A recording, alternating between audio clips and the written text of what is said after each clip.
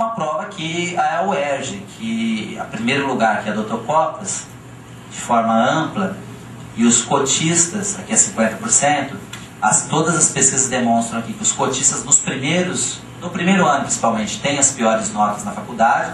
Chega a ser 20, 25 pontos aqui a diferença do cotista e não cotista em direito, não é isso? Na UERJ? Ninguém lembra aqui? Chega a ser 20 pontos, 20 e poucos pontos de diferença. Nos primeiros anos o cotista tem pior nota, no final ele tem maior nota média do que o não cotista. Só que depois ele tem pior salário. O cotista é o que é a menor evasão do cotista. Porque ele tem uma coisa que a gente diz em psicologia, adaptada da física, é resiliência, que ele adotou por ter estudado em escola pública. O Enem, ele caminha no projeto, ele não tem nenhuma clareza, é tudo mentira que tem TRI, todas essas coisas. É impossível ter curva de TRI para o Enem que tem. Eu desafio o Ministério, eu já apliquei a prova de anos diferentes, em grupos parecidos, testando. A curva de TRI é uma coisa que considera moda, mediana, uma série de coisas, não é só a porcentagem de acerto, não tem.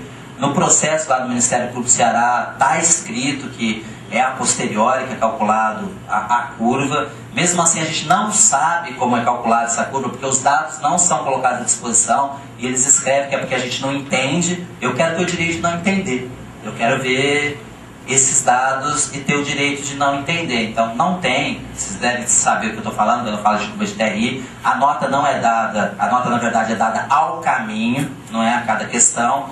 Então eu e o Jefferson fizemos uma prova acertando 30 questões. Se ele acertou 30 questões com mais gente, com um grupo de 400 pessoas, é como se ele fizesse, chama construto isso na estatística, é como se ele tivesse feito um construto mais sólido que eu que acertei com 20. Então o doutor ali pode ter feito 29, com 600 ele ficar com uma nota maior que a gente. Mas mesmo isso a gente não tem os dados. Eu tenho pesquisas que demonstram isso de declaração, eu tiro, lógico, os dados estão fora da lógica, mas só que não é dado do jeito que eles contam pra gente. E eu acho que uma maior discussão aqui é o problema da redação, né? O Enem ele seria importante no sentido de ele não acabaria com um fosso, vamos falar da parte objetiva da prova, não da redação, que é o grande problema. Ele tem um núcleo de conteúdo menor. Vou dar um exemplo, os tigres asiáticos, num livro de 9º ano, eles têm 16 capítulos ou subcapítulos num livro de matemática. Nós temos aqui de 40 a 56.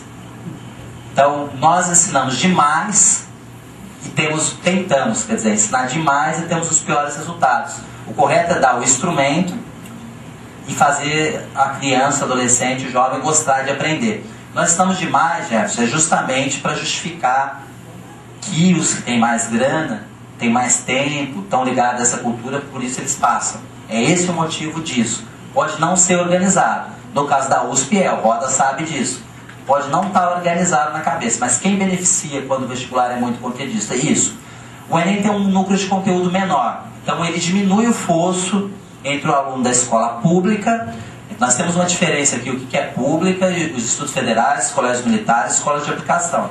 Que, aliás, eu sou contra que tenham cotas. Desculpa se alguém aqui é de colégio militar, de escola de aplicação. Todas as pesquisas mostram que os alunos dessas escolas têm nota média maior do que eles. Esse ano é 12,5 as cotas. No Rio de Janeiro, por exemplo, 30% é FJ, não era? Só que tinha que ter o primeiro, o fundamental e o médio no fundamental. Agora a maior parte do pessoal que vem dos institutos federais, colégios militares, vieram de escolas particulares. E as cotas tem que ser o ensino médio.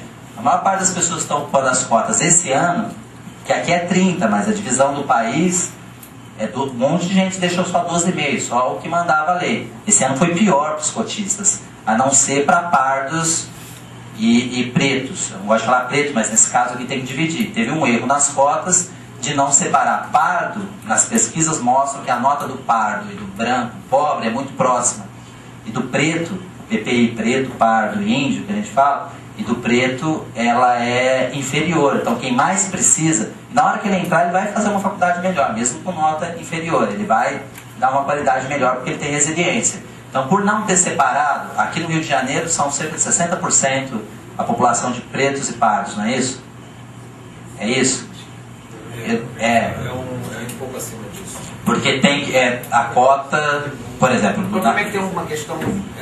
Pode falar. Não, tem um problema de autodeclaração nisso, né? Esse dado não é um dado absoluto. A autodeclaração a gente não sabe do ponto de vista jurídico o que vai virar. Em São Carlos não tinha, porque a autodeclaração você pode fazer, mas isso não impede que alguém que se sinta ofendido, ou pessoa, ou coletivo... Eu tenho problemas, eu xingo. Alguém é meu seguidor aqui? Não, mas nesse caso, salvo erro, eu acho que o Mário se referia, o doutor Mário se referia na pesquisa do percentual de negros e pardos. Tem mais do que isso, está dizendo que tem gente que não se declara. Exatamente, tem gente que não tem mais do que isso, tem gente que não se declara. A lógica mas agora, para o Enem, tem gente que é branco e quer se declarar pardo. Essa que é a questão. Tem gente que é branca e quer se declarar pardo. A gente não sabe o que vai fazer. Eu tenho que falar, denuncie. Na balada a gente sabe. Eu não sou pardo. Eu sou pardo, gente. Eu não sou pardo. É muita cara de pau eu me declarar pardo. Esse critério deve ser cultural. Não tem nada a ver com biológico. Eu tive uma avó negra. Eu não tive dificuldades para encontrar empregos. Eu muitas vezes devo ter conseguido emprego na frente de um pardo, na frente de um negro. O critério na balada a gente sabe quem é negro e quem é pardo, quem é branco, não sabemos? Eu falo, uso o critério da balada. É esse, é o critério cultural. Tem um monte de gente se declarando agora que é branco, se dá, porque eu tenho tataravô, tal, todas essas coisas. Isso não impede que alguma pessoa ofendida, espero que entidades de classe façam isso, façam. Lá o FSCar, não era cota ainda, expulsaram 6 pessoas no ano passado por causa dessa declaração, porque é por declaração. É muita cara de pau. É que não tem... Aqui tem pra gente dizer os motivos da necessidade das cotas, principalmente para as cotas raciais. Né? Nós não temos um tempo para esse debate. Então, o Enem ele diminuiria o fosso porque ele cobra um conteúdo menor, mas o governo não conta qual que é esse conteúdo menor. Eu saio dando palestra para escolas particulares e ganho bem para isso, o que o governo devia pagar pessoas como eu para fazer nas públicas. As particulares saem na frente, porque elas sabem qual que é esse conteúdo menor. Aqui o estado do Rio de Janeiro é fortemente impactado porque todas as federais adotaram o Enem. A não ser a UERJ estadual, todas as federais adotaram o Enem. Você vai no Piauí, a federal e a estadual adotou o Enem. Você vai no Ceará, a estadual e a federal. Você vai no Rio Grande do Norte, em Sergipe. Para o sul, para São Paulo, para baixo, o impacto foi menor. No sul tem muita resistência nas grandes de entrada. Em Brasília, que é onde faz toda essa besteira cagada, que a CESP que faz, a UNB não põe uma vaga no Enem. Só as remanescentes depois. É o único estado que não tem uma vaga disponível para o Enem. Então, deixariam mais próximo. Mas, por exemplo, a gente tem um programa nacional de livro didático que compra livro didático para o estado ainda com esse monte de conteúdo. Então, as políticas não se encontram. Nós temos um programa curricular nacional que tem 3 áreas. Matemática e ciência da natureza são juntos. E a prova de matemática e ciência da natureza é separada no Enem. Não tem sentido nenhum isso. É contrário às nossas políticas. E no caso específico da redação, a redação é muito mal corrigida. Porque a redação ela tem um critério diferente do critério do vestibular. O critério da redação que é corrigido em casa. Em casa não, na sua escola.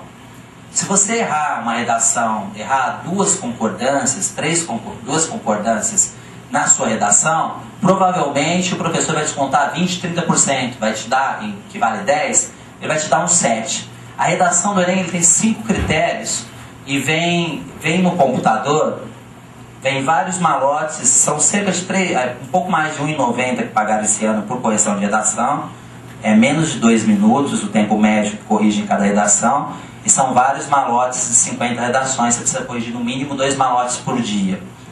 E o Haddad já me confidenciou, não pode falar que foi o Haddad, nenhuma pessoa do Ministério já me confidenciou, que quando passa os dias, as pessoas todas começam a dar notas maiores na redação.